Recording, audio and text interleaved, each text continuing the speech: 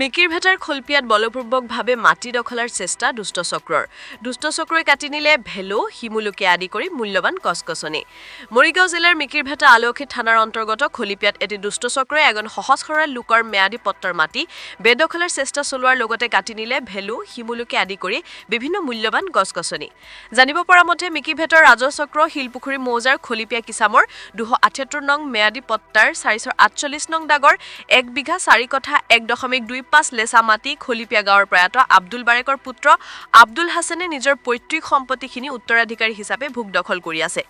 বিগত কিছুদিনৰ পৰা একে গাঁৱৰে আবু নছৰ হিফজুৰ সিদ্দিক আলী নামৰ এটা দুষ্ট চক্ৰৰ দলে যাতায়াত কৰা পথৰ নামত ভূমিৰ মালিকক বিভিন্ন ভয় ভাবুকি দেখুৱাই উক্ত উল্লেখিত ভূমিৰ কিছু অংশ বলপূৰ্বক দখলৰ চেষ্টা কৰি আহিছে।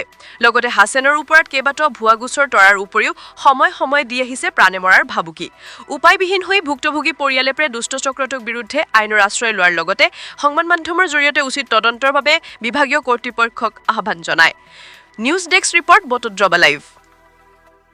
মোৰ মেটিপট্টা মাটি মোৰ এইটো ফিচাৰী হয়। মোৰ ফিচাৰী আলি দি সিহঁতে অহা যোৱা কৰি আছে, মই বন্ধ কৰা নাই। এতিয়া সিহঁতে কি কৰিছে, আলিটো ভাঙি ছিঙি এতিয়া সিহঁতৰ 1 কটা মাটি সিহঁতৰ তাত বিক্ৰী কৰি দিব লাগে, নহ'লে মোক 1 কটা মাটি বিক্ৰী কৰি দিব লাগে। মোক থানাত কেছ কৰিছে, নি পেলাই তাত মাটিটো মোক বিক্ৰী কৰি দিব লাগে থানাত গৈ, এনেকুৱা মোক হাৰাশাস্তি কৰিছে। আৰু ইয়াত সীমাত হাকিমহঁতৰ খুঁটি আছিল, ইয়াত এটা বেলুৱা গছ আছিল। সেই বেলুৱা গছটো সিহঁতে জোৰ জবস্তি কৰি, মই ঘৰত নাই, জোৰ জবস্তি কৰি গছটো কাটি দিলে।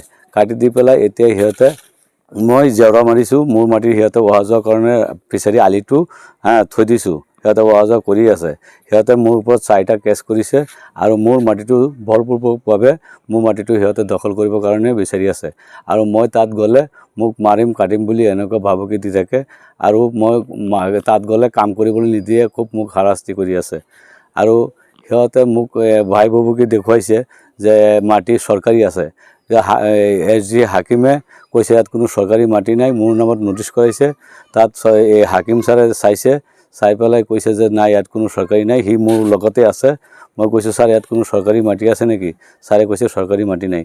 এতিয়া মণ্ডলে আৰু এই নছৰ বুলি কয়, সিয়ে কি মেকিং কৰিছে নাজানো, মোক বলপূৰ্বকভাৱে সি মানে জোৰ জবস্তি কৰি মোৰ মাটি দখল কৰিবৰ কাৰণে সি চেষ্টা চলাইছে। এইটো কৰিছে নছৰ আৰু এই হিফজুৰ আৰু সিদ্দিক, সিহঁতৰ 3টা ভাই ককাই মোক এনেকুৱা অত্যাচাৰ কৰি আছে। মোৰ ওপৰত দিছে বৰিবাজাৰত এটা, মিকিৰ ভেটা চাৰ্কলত ন'টিচ কৰি নিছে, মৰিগাঁৱত 2টা কৰিছে, মুঠ 4টা। মই তাৰ ওপৰত মই 1টা কেছ কৰিছোঁ, মই কোৰ্টত কৰিছোঁ।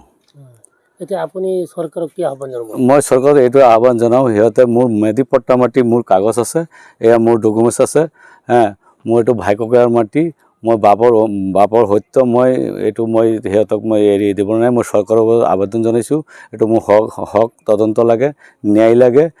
বলপূৰ্বকভাৱে সিহঁতে মোৰ মাটিটো দখল কৰিবৰ কাৰণে চেষ্টা চলাইছে। আপোনাৰ মাটি আপুনি নিদিয়ে? মোৰ মাটি মই নিদিওঁ, মোৰ এইটো মাটি আছে, মই আৰু বেলেগ ফালে মাটি নাই। সি সেইফালে অহা যোৱাৰ কাৰণে তাৰ ৰাস্তা আছে, তাৰ ফিচাৰী আলি আছে, সেইফালে অহা যোৱা ৰাস্তা আছে, তাৰ মাটি ৰাস্তা কিনাৰতো আছে। হ'লে এই মাটিটো গুৰিটো সি দখল কৰিবৰ কাৰণে এনেকুৱা প্ৰচেষ্টা চলাইছে। মোৰ নাম মোহাম্মদ আব্দুল হাছান, আব্দুল বাৰেক, গাঁও খলপিয়া, থানা মিকিৰ ভেটা, জিলা মৰিগাঁও অসম।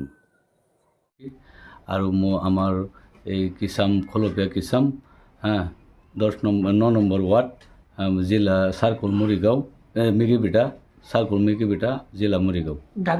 দাগ নম্বৰ 200 দাগ, পট্টা নম্বৰ হ'ল 30 পট্টা 200 দাগ। কিমান বিঘা মাটি আছে ইয়াতে? ইয়াত মাটি আছে 18 কটা। আপোনাৰ নামত? মোৰ 18 কটা। আমি আমাৰ বাবাৰ ভাগত পাইছোঁ, মাটি পাইছোঁ আমি 9 কটা 5 লোচা ভাগত পাইছোঁ। আৰু তাত আমাৰ বৰ্তাৰ 2 কটা মাটি বাকী আছে, সেইটো মাটি মোক লিখি দিব বুলি কিবা এটা কেছকাল চলি আছে, লিখি দিব। এই চব মিলি পেলাই আৰু এজন মানুহৰ 5 লোচা 6 লোচা মাটি আছে, সেই মাটিটো মোক তেওঁলোকে দলিলত লিখি দিছে। কোনো ওজৰ আপত্তি নাই, আমাৰ দেউতা কিনি থোৱা যোৱা মাটি তেওঁলোকে বেইমানি কৰা নাই, মোক দলিলত লিখি দিছে, তেওঁলোকৰ কোনো ওজৰ আপত্তি নাই।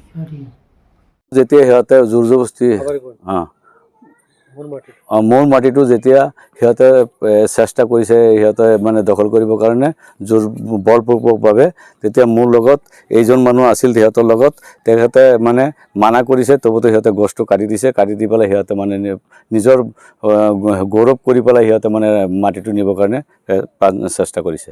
আপুনি কি ক'ব, কথাটো সঁচা নে মিছা? কথাটো সঁচা। মই আছিলোঁ। গছটো কাটিছে, মানা কৰিছোঁ যে গছটো নেকাটিবি, নচৰক, নচৰে গছটোকে জোৰ জবস্তিকে কাটিছোঁ। মই তেতিয়া নাছিলোঁ তাৰ ওচৰত। আপোনাৰ নাম? মোৰ নাম মোহাম্মদ শহীদুল ইছলাম।